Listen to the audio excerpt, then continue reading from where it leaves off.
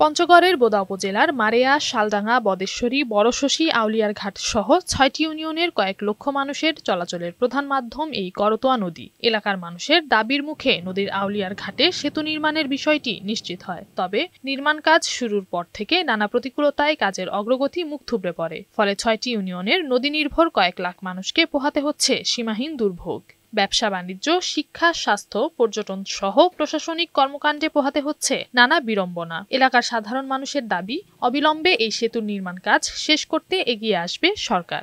কাজের গতি অনুযায়ী দেখা যাচ্ছে যে ২-৩ বছর লাগতে পারে। ব্রিজটা যদি ক্লিয়ার হয়ে যায় তাহলে মনে করেন যে আমারও ভাড়াটা বাড়ে যাবে। এই যে আমরা মারিয়া থেকে যদি যাত্রী নিয়ে ডাইরেক্ট সিলাহাটি যাওয়া পারিম। ব্রিজটা যদি হয় তাহলে আমরা দ্রুত যেতে পারতাম। ভূমি জটিলতার কারণে সেতুর নির্মাণ কাজ বিলম্বিত হলেও আগামী ১ বছরের মাথায় নির্মাণ কাজ শেষ করার আশা এই নির্বাহী কর্মকর্তার।